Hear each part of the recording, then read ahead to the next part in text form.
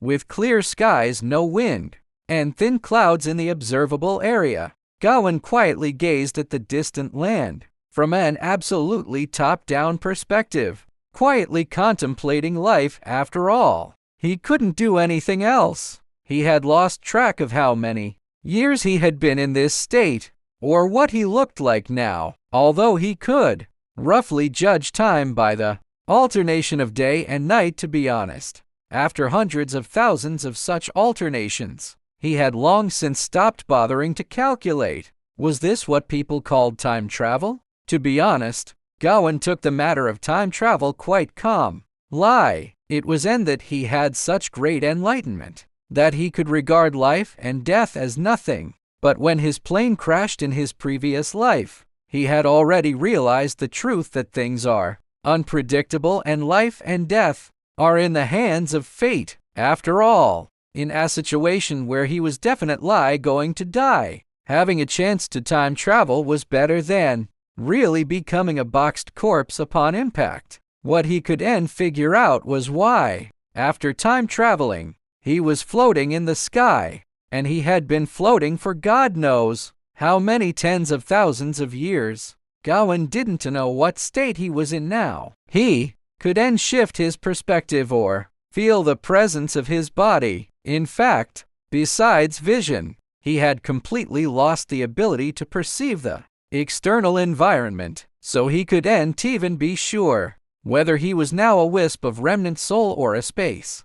corpse floating in orbit. But one thing was certain, he was definitely not in a normal human state while floating here, because he was sure that a normal human's mental structure could never remain as clear-headed and memory intact as his after floating alone in the sky for tens of thousands of years, let alone have the leisure to contemplate life. Normal people would have gone crazy long ago, but he hadn't gone crazy. Not only that, his memory was superb. Tens of thousands of years of time passing had not affected Gawain's memory at all. To this day, he could still clearly recall the events of the last moments of his previous life. The ear-piercing screams, the alarms, the violently shaking cabin, the heaven and earth tumbling outside the porthole, the neighbor who couldn't be used on their oxygen mask no matter what, and the loud noise when the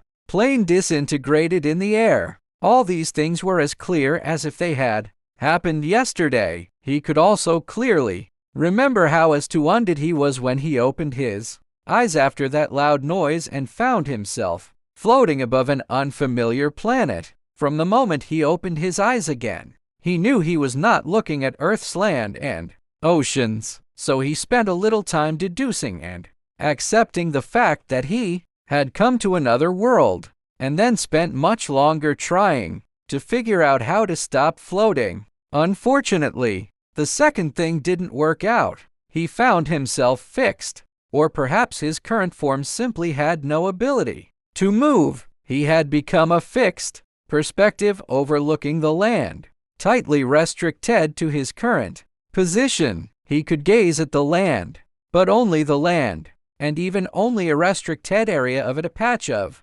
irregular continent surrounded by an ocean. Though his vision couldn't reach any farther, he couldn't turn his gaze left or right, so he couldn't determine if there were other lands beyond the ocean. For the same reason, he had never been able to see what the starry sky of this world looked like. He wasn't even sure if other celestial bodies existed in this world. Maybe, if he turned his perspective, he'd see a white bearded god holding a spotlight shining on all things. Damn, I really want to do backstroke.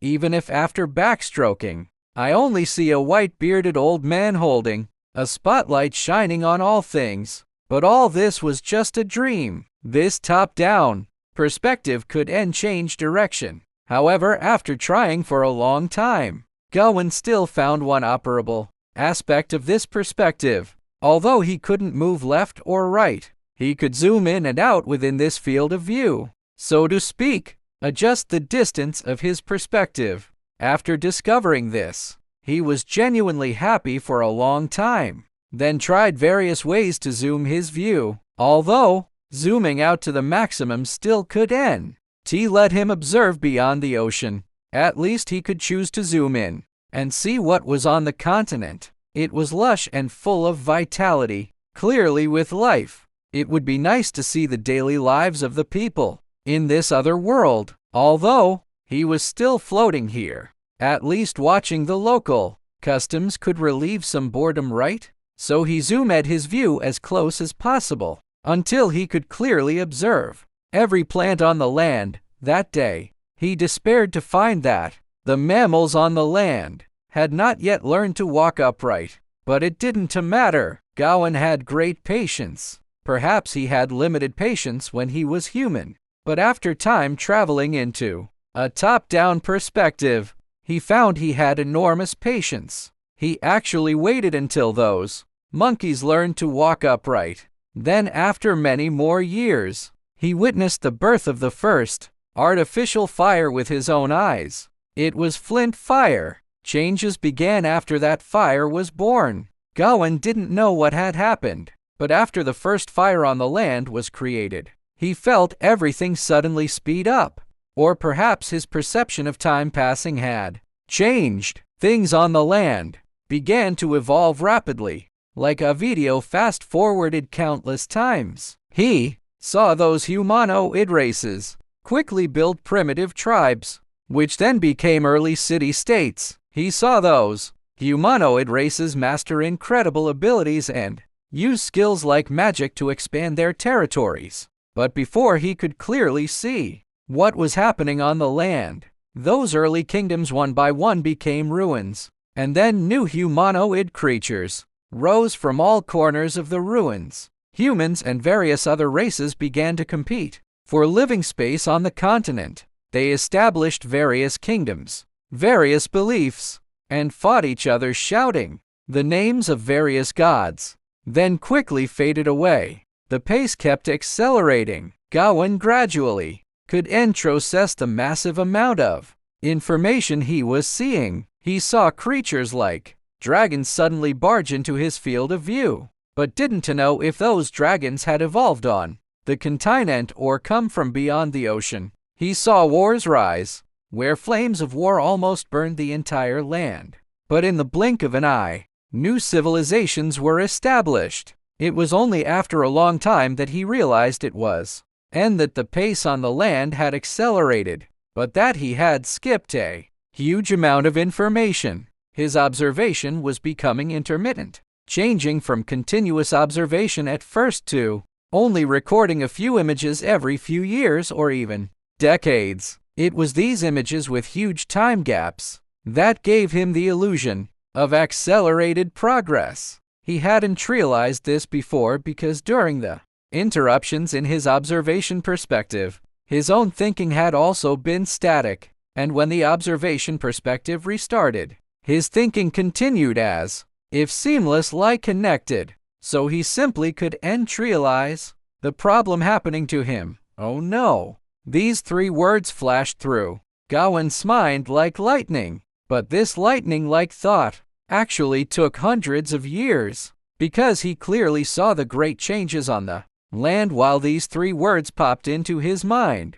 Another kingdom had fallen from its peak to ruins. Gawain didn't know what was going on, but he knew this definite lie was normal. From those passing images with time spans calculated in years, he realized his thinking was actually about to disappear. Every 100 years, the total time he could think was probably less than a second, and his thinking interruption period was still getting longer, because he realized the jump in things on the land had reached a ridiculous extent, and those slides switching rapidly like floating light and passing shadows were almost impossible to understand.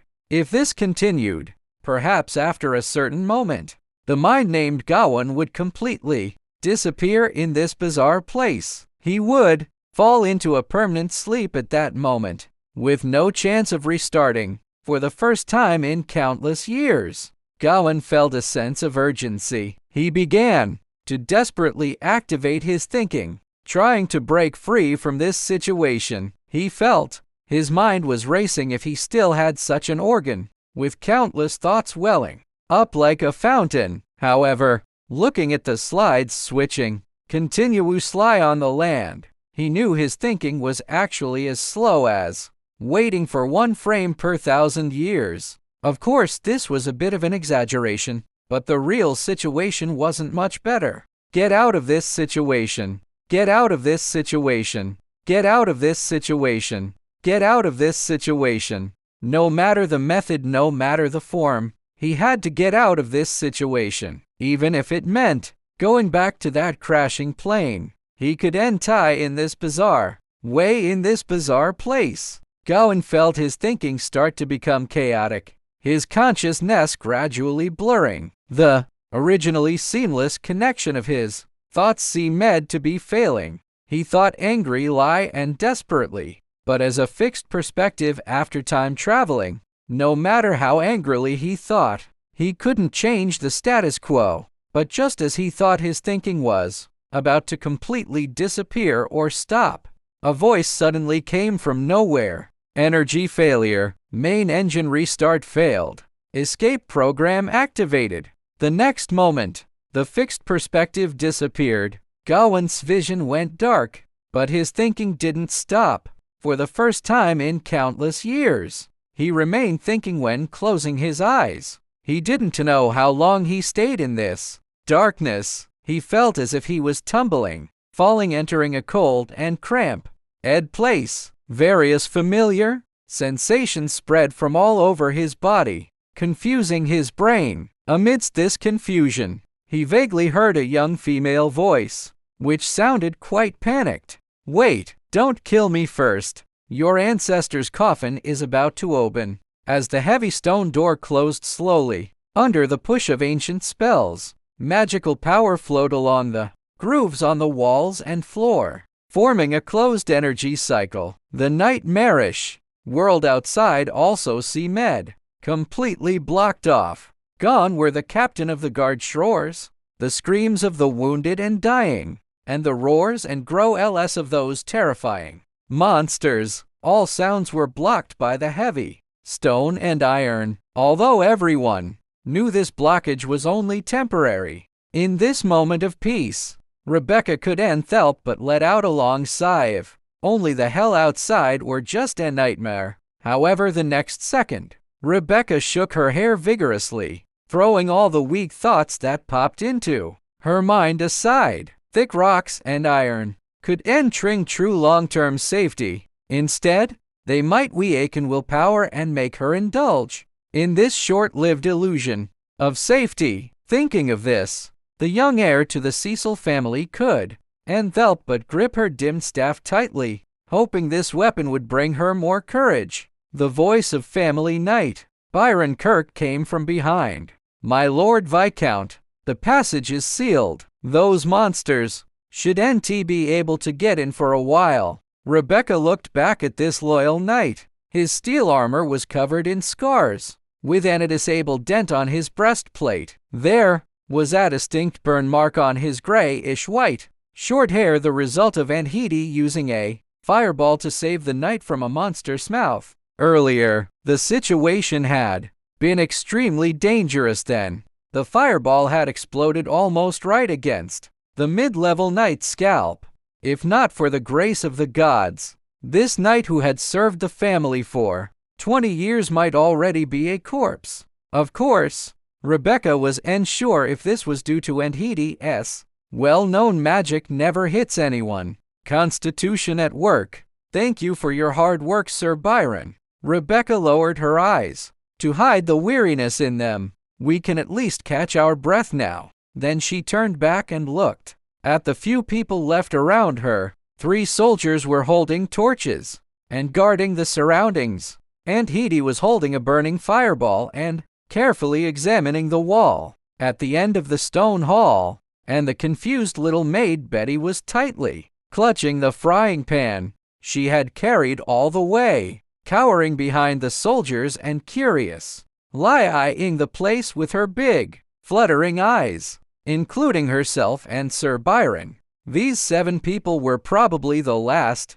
survivors, the ones left on the surface could they've survived. After confirming everyone's condition, Rebecca could help but take a closer look at the stone hall. This was an ancient place. The rectangular stone hall was filled with cobwebs and thick dust. Some decayed utensils were piled up at one end of the hall. Although they were extremely old, their former beauty and nobility could still be seen. On the walls around the stone hall, there were still intact murals and reliefs. Although the murals had faded and the reliefs were slightly worn, they were still clear enough to view. Cecil had carefully studied those murals and reliefs for a long time, compared to the flashy and frivolous style rising in recent times from the northern kingdoms. Everything in this stone hall was Solomon and simple, clearly bearing the aura of the First Dynasty. Murals depicted heroic figures or local customs, while reliefs inscribed mythical scenes and abstract divine symbols. As a learned spellcaster, Hedy was good at interpreting useful information from these ancient paintings. Looking at the content on the murals and reliefs, Hedy could help but place her left hand on her chest and whisper, "May our ancestors forgive." And Rebecca approached Hedy with her staff, a hint of tension on the young girl's face. Only now did she seem to truly realize what kind of place she had stepped into, and she felt a little uneasy. This place, this is where the ancestors of the Cecil family rest, Hedy said seriously. Do not do anything disrespectful. Rebecca swallowed and looked around. It seems no one has come in for a long time, ever since Marquis Grumman unauthorized took the sacred relic from the Ant Store's mausoleum 100 years ago and participated in the rebellion that almost destroyed the family. This place has been completely sealed. All descendants of the Cecil family know how to open it, but due to family orders, no one dares to enter without a life or death emergency. Hedy gave Rebecca a deep look. We are the first to set foot here in 100 years. Now is indeed that life or death emergency. Rebecca took a deep breath. Will our ancestors forgive us? Hedy forced a stiff smile. She couldn't answer that question, so she continued to look for the mechanism to open the deeper tomb according to the hints in the murals. She didn't take long to find that special stone pillar. Then she placed her hand on the top of the pillar and pressed down slightly. The stone door leading to the deeper tomb immediately gave a slight vibration, and then the entire stone slab slowly rose with a grinding sound. But the moment the stone door rose, Rebecca heard an unusual sound from behind it, a sound of objects falling to the ground, followed by a suppressed cry of surprise. Is there someone inside? Hedy reacted immediately and shouted in a low voice, Byron. The knight didn't wait for more orders. He gripped his sword and charged toward the stone door, with the other 3 soldiers following close behind. After a moment of stunned hesitation, Rebecca also rushed forward, shouting without looking back at the confused little maid, Betty, find a place to hide. As soon as she rushed into the tomb, Rebecca saw Sir Byron, who had rushed in earlier, swinging his sword at a nimble, petite figure. That petite figure circled around Sir Byron like a gust of wind, darting left and right, and occasionally turning into a cloud of black smoke to slip into the shadows everywhere in the tomb. Her mastery of shadow magic and agile footwork amazed Rebecca. She rarely saw a stalker who could hold out against Sir Byron for so long. However, as the remaining 3 soldiers completed their encirclement and Hedy, with flames winding around her hand, blocked the tomb's entrance, that agile figure finally lost all space to escape and fell to the ground in a sorry state. When she stopped, Rebecca could see the intruder's appearance. Clearly a girl who looked about her own age, but shorter. She wore old leather armor and had short, ear-length hair. Her features were beautiful, and although her face was covered in stains, she was clearly a beauty. Most striking were her ears. They were pointed, but not as long as an elf's, clearly indicating her bloodline, a half-elf, but it was impossible to tell what her other half of the bloodline was, as elven blood was so powerful that the racial characteristics of half-elves, whether mixed with humans or ORCs, were almost the same. As soon as the half-elf girl landed, Sir Byron stepped forward and placed his sword on her neck. The three remaining soldiers immediately surrounded her, their three swords blocking all her escape routes. "Who are you? How dare you break into the Cecil family's ancestral mausoleum?" Hedy strode forward, her voice filled with uncontrollable anger. For an Annabelle descendant like her, the idea of the ancestral mausoleum being visited by grave robbers was enough to make her furious. If this got out, the already crumbling reputation of the Cecil family would be completely ruined. Rebecca also stared at the half-elf, although this unexpected incident left her a bit dazed. The mere presence of an outsider in this forbidden ancestral mausoleum was enough to make her angry. The half-elf girl was pressed by the sword and stared at by Hedy and Rebecca, her voice immediately trembling. Wait a minute. I haven't stolen anything yet." Sir Byron pressed his sword down a little more. "How dare you?"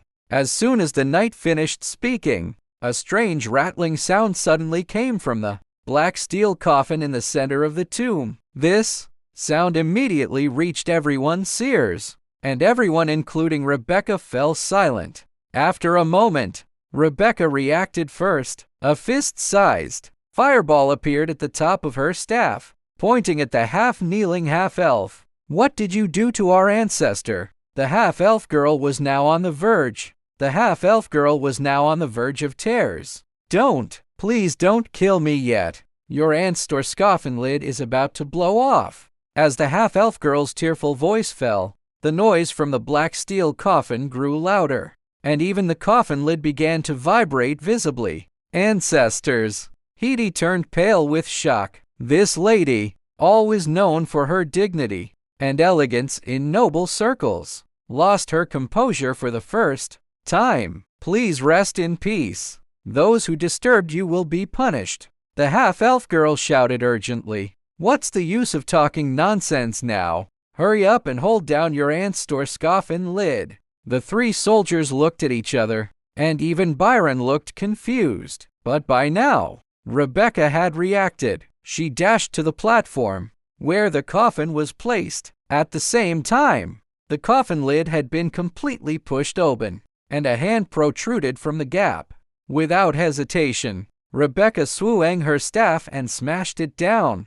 "Ancestor, please rest in peace." The hand was instantly smashed back into the coffin, accompanied by a cry of pain from inside. "Ouch! Who hit my hand?" Rebecca looked up blankly and saw her family knight, aunt, and three soldiers all staring at her in stunned disbelief. Rebecca looked down at the staff in her hand, and now it was her turn to nearly cry. "Aunt, did I just show disrespect to our ancestor?" But Hedy suddenly shouted, "Rebecca, get away from there." Rebecca was startled. "Aunt, this could be a zombie resurrection." Hedy's face was deathly pale. Maybe the monsters on the surface have corrupted the ancestor's sacred remains. This possibility instantly made Rebecca break out in a cold sweat, just as she was about to jump off the platform and hide behind the soldiers. The heavy coffin lid was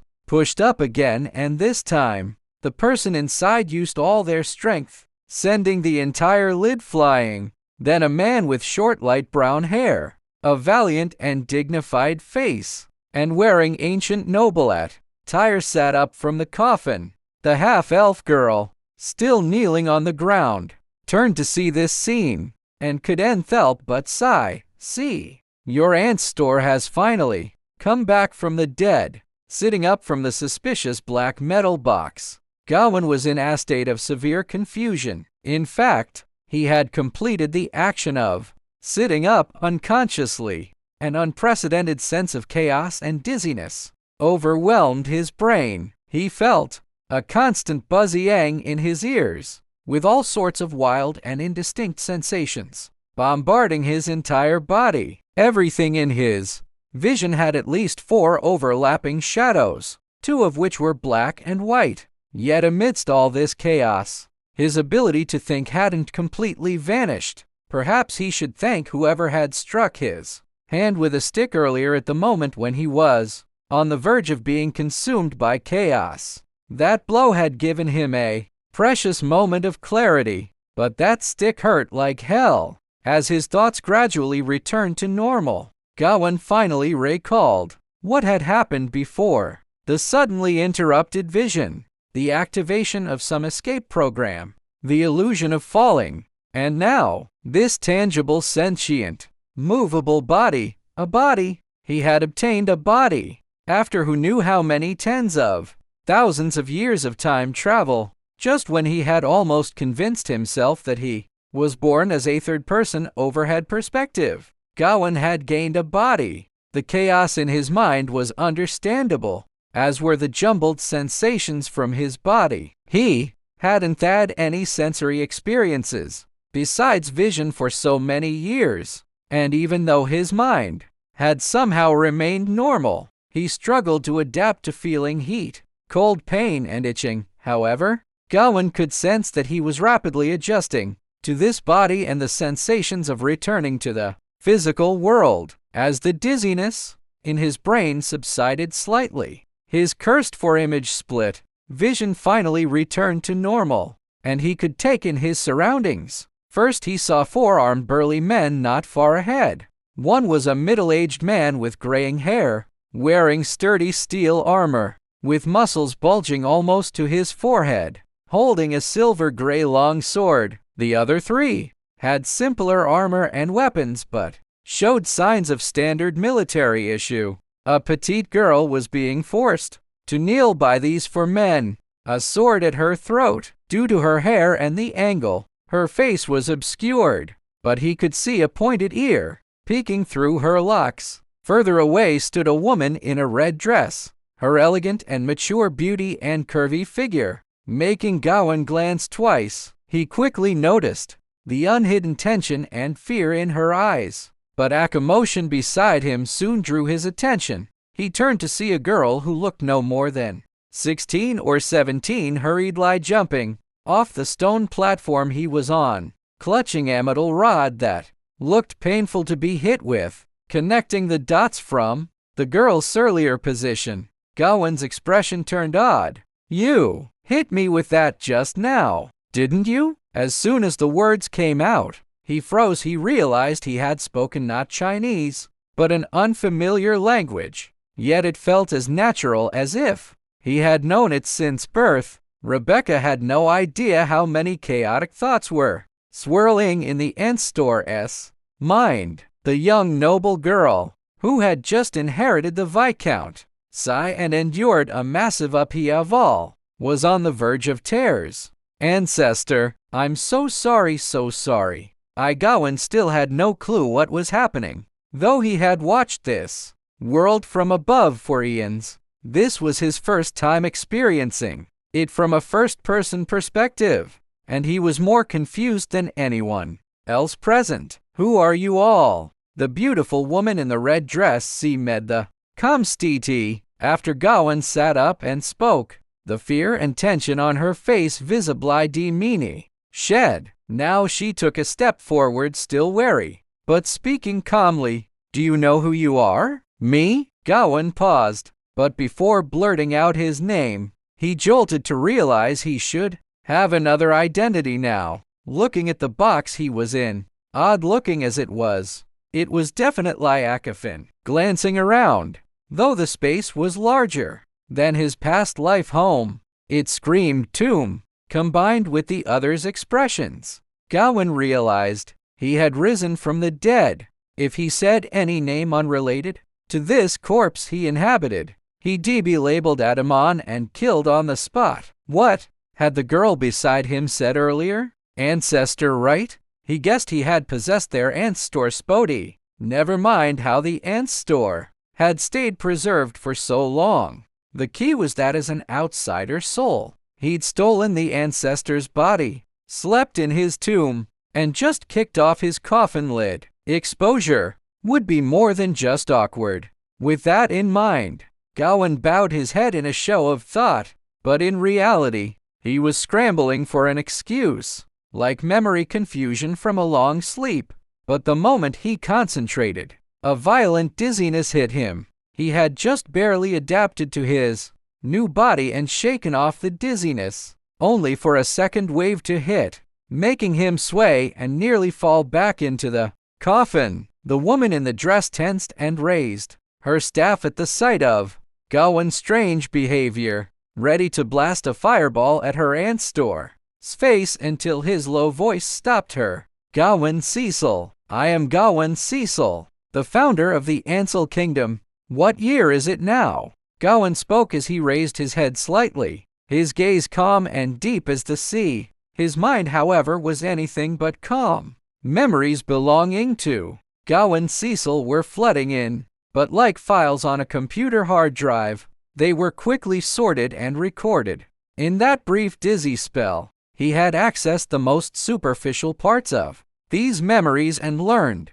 his current supposed identity. His greatest surprise was the body's name also Gawain. Except this Gawain didn't have the surname Gao. His last name was Cecil. Was this some kind of coincidence? Gawain had no time to marvel at the coincidence, for the memories of Gawain Cecil kept pouring in. He struggled to hold himself together and avoid fainting or grimacing. In his daze, he vaguely heard the girl who had struck him with an iron staff reply in a clear voice. It's year 735 of the Ansel calendar. And store, you've been asleep for over 700 years. Hearing Gawain's answer, Hedi heaved a sigh of relief. As a theoretically knowledgeable spellcaster, she knew about undead resurrections. These dead creatures had fatal flaws in their souls. Most couldn't speak or think when first revived, and even the stronger ones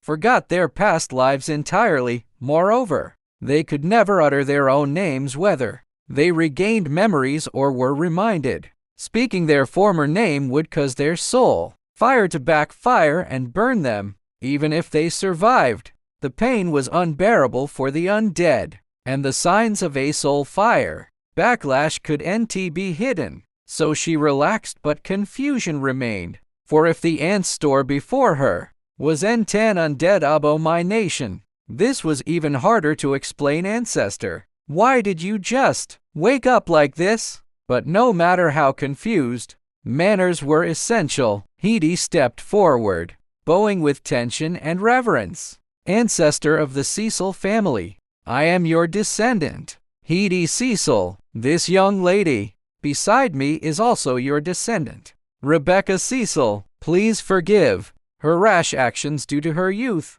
and forgive us for disturbing your rest. This one's a great-granddaughter, and the others probably the same. The frenzy memory infusion seemed to have ended. Gawain couldn't spare time to sort through the neatly arranged files in his mind. He needed to understand the situation fast. He leaned on his coffin to stand, muttering, "No problem. I don't even know how I woke up.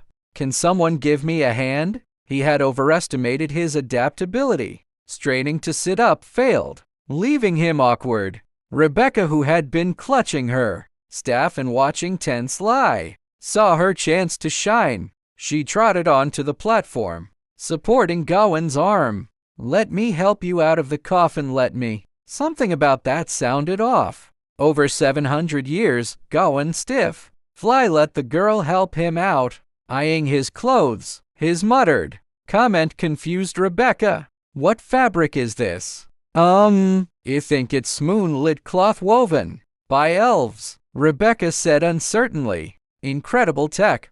Rebecca, huh?" Ancestor speaks in riddles JPG. With Rebecca's help, Gawain finally stepped off the platform and stood steadily. He felt his control over the body improving rapidly, as if his soul was installing drivers at breakneck speed. His mind and body were coordinating at an astonishing pace. He let go of Rebecca Shand and took a tentative step forward.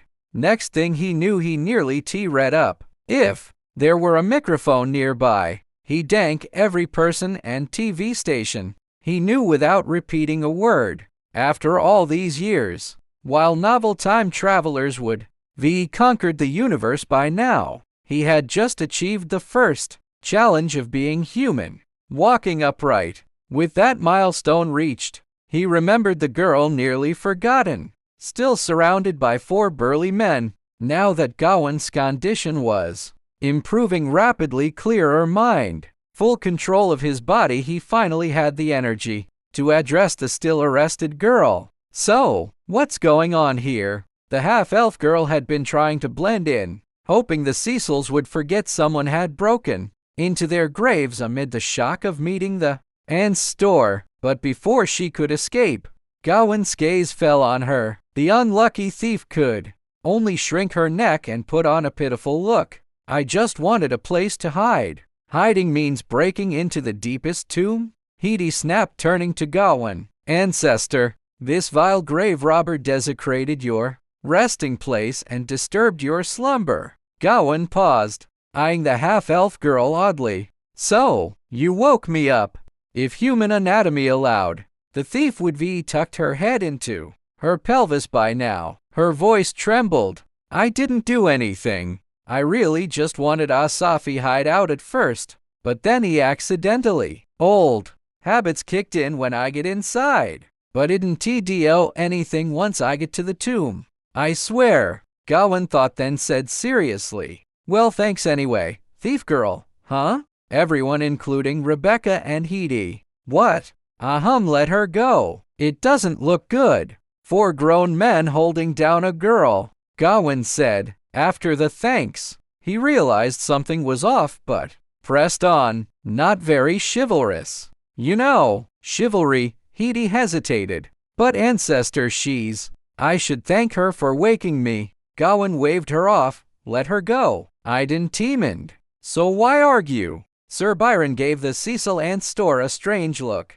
but finally withdrew his sword at Hedi. "Snod." The 3 soldiers stepped back. The half-elf girl looked around, confirmed this wasn't a prank, and cautiously stood up. She eyed Gawain. "You're the elder, so keep your word. Don't go back on it." Hedi twitched. It took all her noble upbringing not to punch the grave robber. Gawain studied the girl. From his inherited memories, he guessed her race. "Half-elf. What's your name?" The half-elf batted her eyes. "Amber." Gawain stroked his chin. "Amber? Sounds like a forest elf name."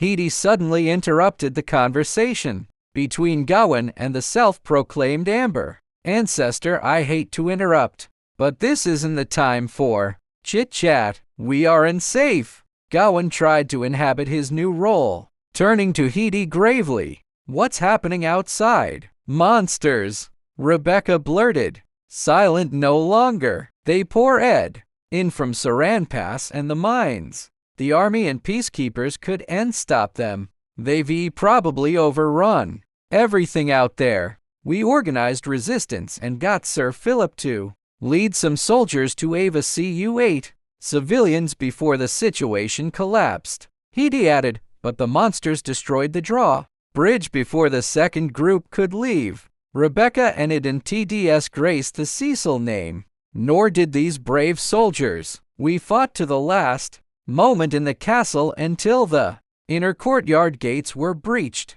and we had to retreat here." Gawain asked more questions, piecing together the story. This was the ancestral territory of the Cecil family, passed down from the first Ant's store. The girl with the iron staff, Rebecca, was now the lord. When the monsters attacked, she had tried to resist but failed. The monsters destroyed all defenses and massacred everyone in their path. After the first batch of survivors escaped, Rebecca, duty-bound, had been trapped in the castle with the last soldiers. They held out until the castle fell, then fled to the ancestral tomb below. And that's when they stumbled on his resurrection. Possession. The beautiful noblewoman.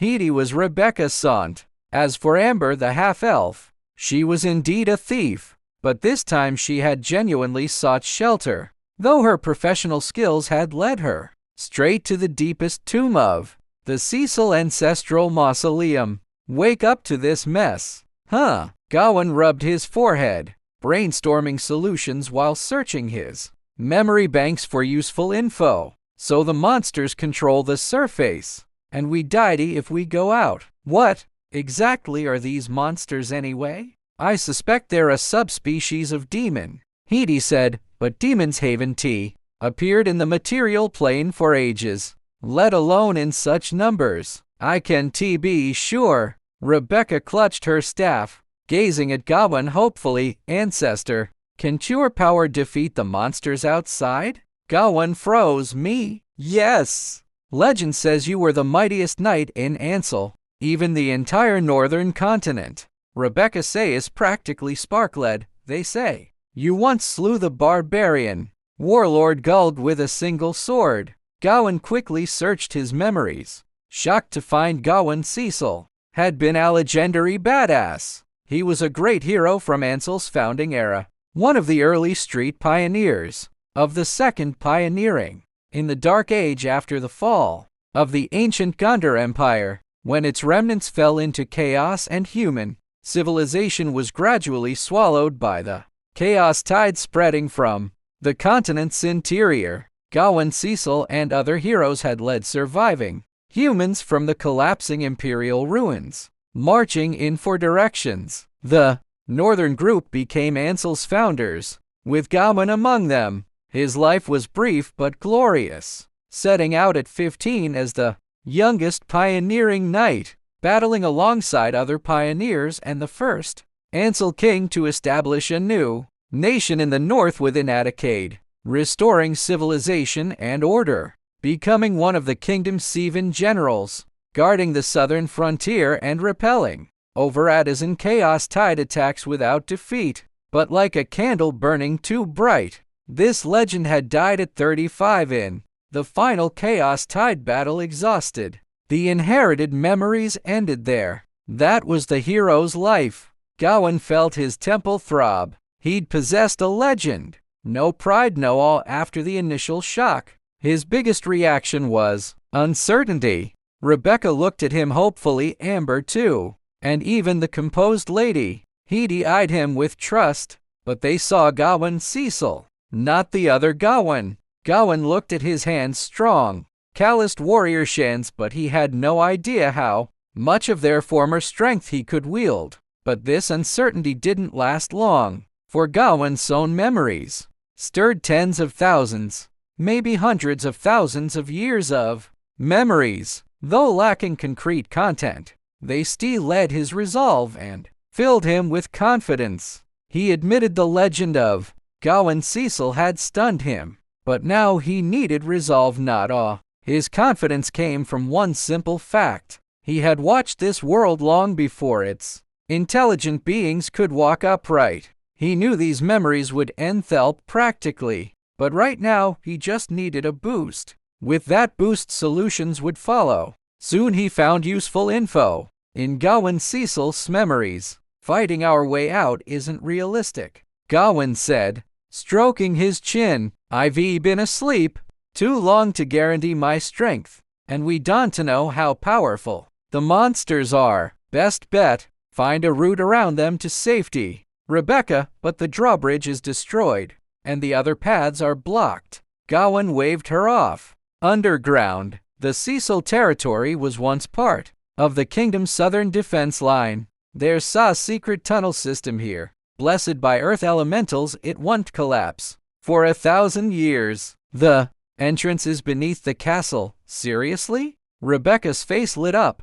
What are we waiting for? Let's find the tunnel. Ancestor, you lead the way. One problem. Gawain shrugged. I know the route from the castle, but not from the tomb. Rebecca blinked. You lived here so long and don't know the way? Gawain, Sir Byron, and the soldiers. Hedy paled. Sure, the ant store would die of frustration at this clueless descendant. Gawain was unsure if this girl Rebecca had gotten her head bashed in during the fight with the monsters, but he still said patiently, "Look, I lived here for a long time, but I was dead, okay? Do you know what your grave looks like after you die?" Rebecca thought about it, wanting to remind her aunt Store that the first Ansel King had his mausoleum built while he was still alive, even participating in the design. But after a moment's reflection, she decided keeping quiet was safer and Heidi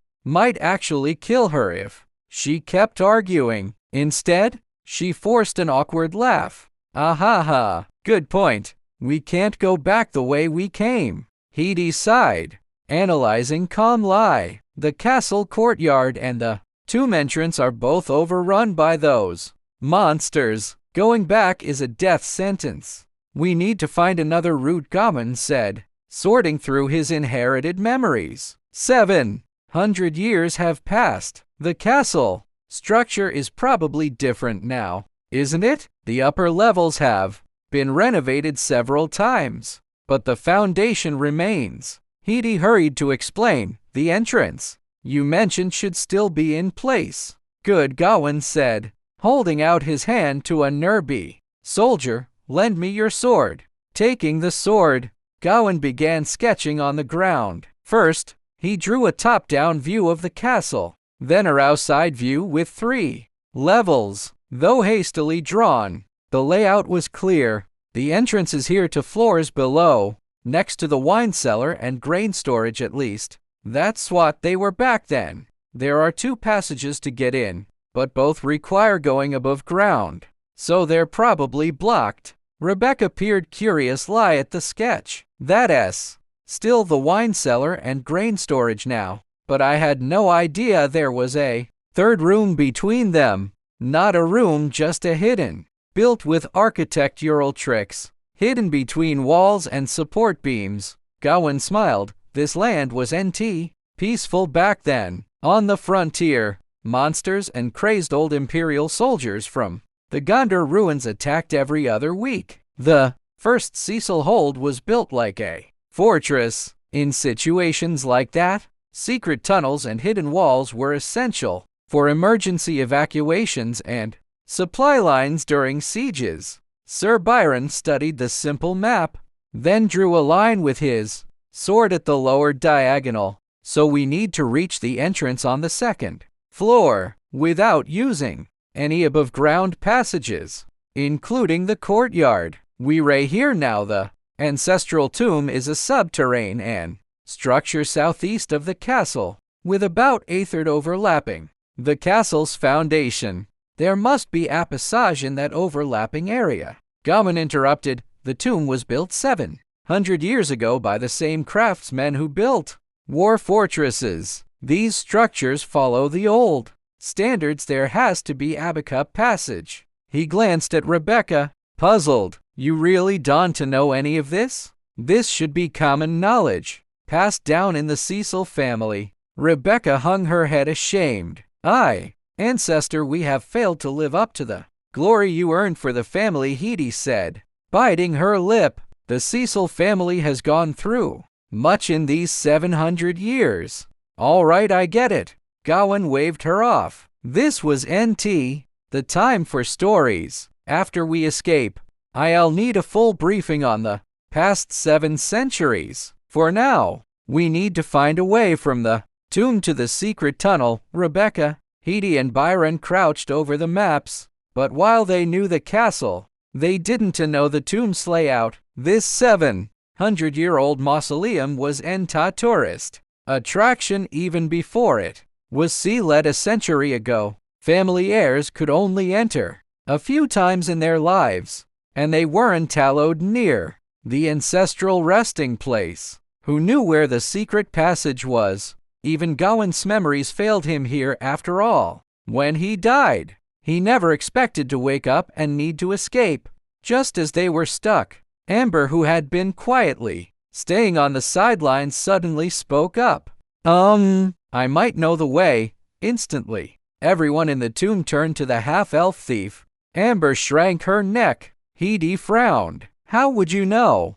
Amber hesitated, but seeing Gawain's encouraging look, she grew bolder. Is new CAC in from that direction? The path should be similar. I think it's the secret tunnel. Gawain nodded. Good. You lead. Amber exhaled. Just promise you won't hold the grave-robbing thing against me. Hedy shot the blunt half-elf a glare, hoisted her staff, and turned toward the tomb door. But Gawain paused just before stepping out. Ancestor? Rebecca asked curiously. I need a weapon, Gawain said, though he was the legendary Duke from 700 years ago. He knew better than to wander a dangerous place unarmed. His gaze scanned the tomb. A soldier unbuckled his sword to hand it over, but Gawain waved him off. Following his memories, he approached the black steel coffin and peered inside. He found a heavy black longsword with a faint crimson glow near the hilt.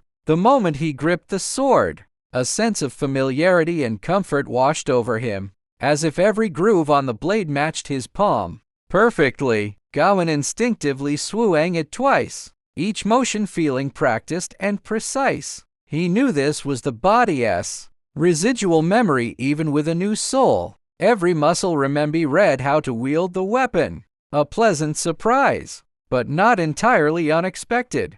Beyond physical memory, Gawain Cecil's combat knowledge flooded his mind. From basic swordplay and horsemanship to supernatural abilities that seemed almost magical. Tempting as it was to explore, now wasn't the time. First survive the mess they were in. Rebecca Sayus wide-eyed at the black longsword, her voice trembling slightly. Is that the legendary Ansel sword of the pioneers? Hearing Rebecca, Hedy, who had reached the door, spun around. She stared at the sword in Gawain's hand, unable to hide her excitement. The sword of the pioneers? Just a sharp sword now. Gawain sighed. 700 years. Even a weapon blessed by elves can hold magic forever. The enchantments faded, recharging. It could take who knows how long. He turned to the small stone platform in front of the coffin,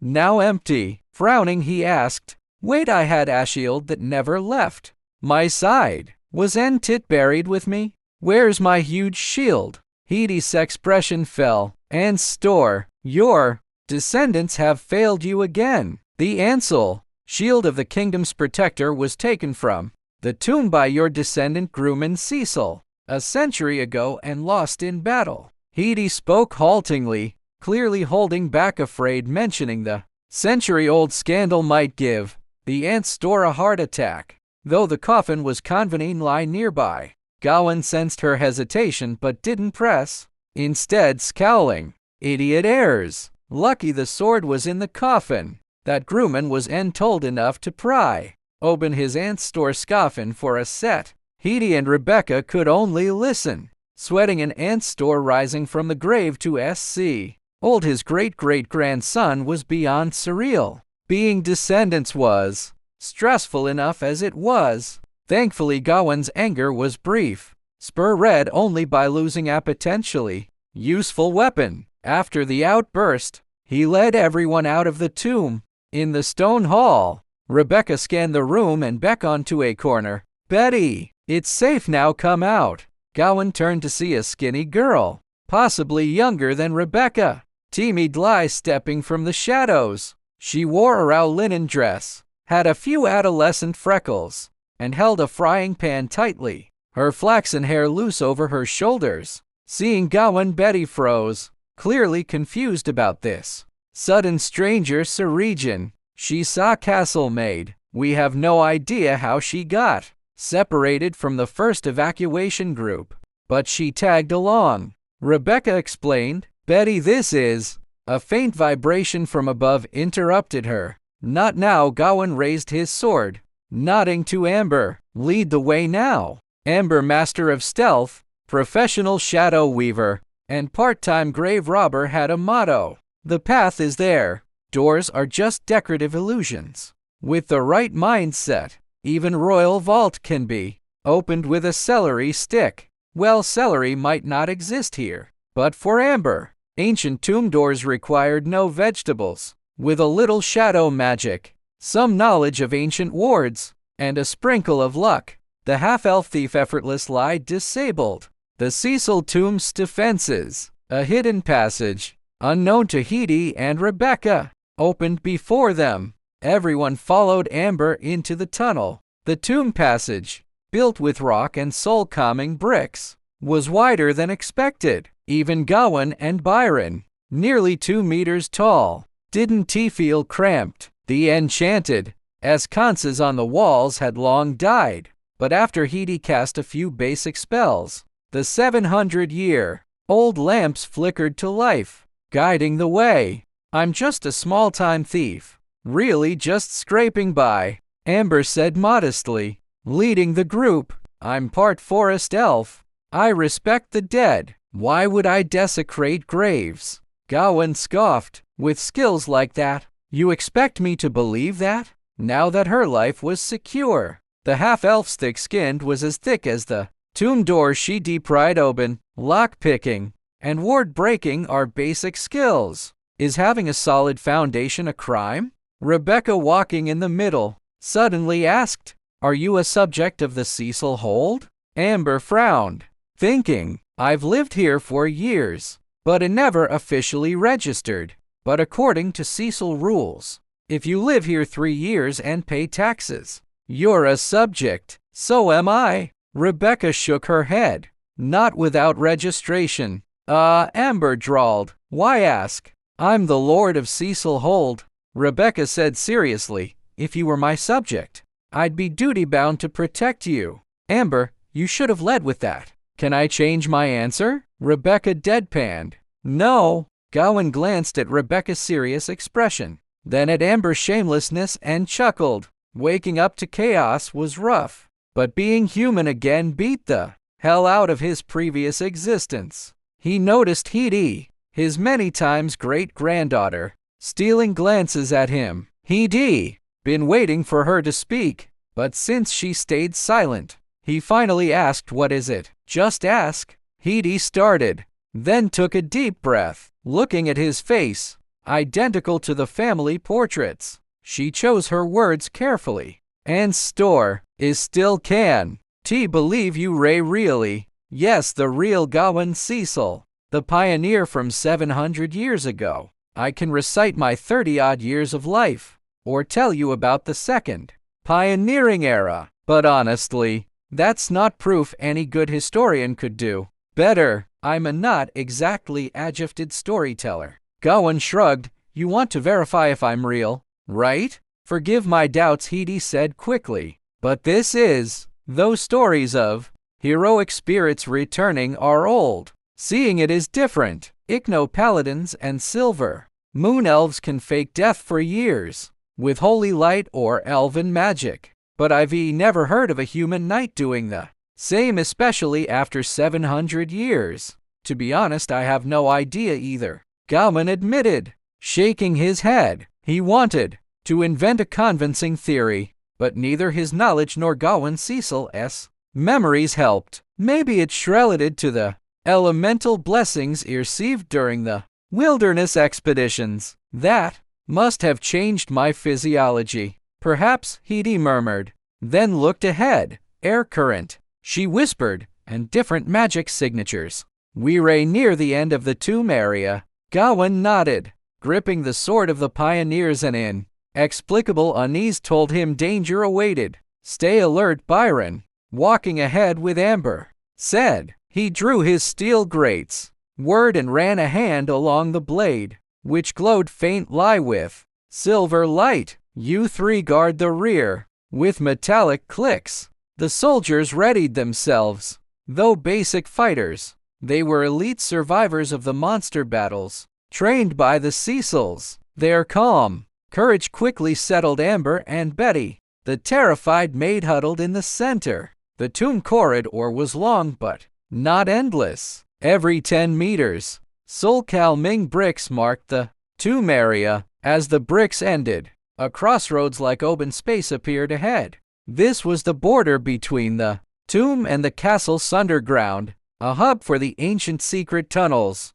Amber pointed to one fork. I came in through there. Leads to a dry well outside the castle, but it's probably swarming with monsters now. Gawain turned to Hidi. Which way is west? Hidi traced a simple magic rune in the air. It shimmered into a glowing ribbon, wobbling toward a direction. That way, Gawain said, but as the words left his mouth, a surge of danger hit him. No time to think, his battle-trained body reacted. Before his mind, Gawain instinctively raised his sword to block, feeling a sledgehammer-like impact vibrate through the blade. He staggered but steadied himself as the attacker came into view. Three shambling, hulking figures shuffled from a dark corridor at the crossroads, muttering incoherently. These were no natural creatures, more like abominations stitched together by the twisted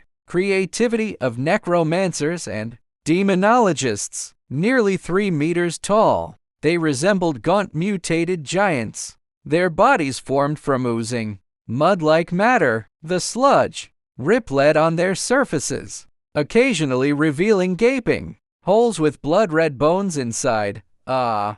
Rebecca gasped at the sight. Betty bit her lip, fighting back tears. Hidi slammed her staff into the ground, casting Amanor Clarity spell to counter the monster's fear aura and store. These are the monsters. Gawain had recovered from the shock, and corresponding memories flooded in. These things? The three monsters attacked again, their murmur-like voices rising. Two charged at Gawain's group, while the third raised an arm, summoning a dark energy arrow that shot at Amber, leading the line. Whoa! Amber yelped, diving into the shadows behind Byron and Ray, appearing 10 meters away in another patch of darkness. Byron swung his silver, glowing greatsword with her oar, charging to meet one of the monsters. Hidi Rebecca take out the one casting shadow arrows. Avoid arcane magic. It barely works on these things. Amber,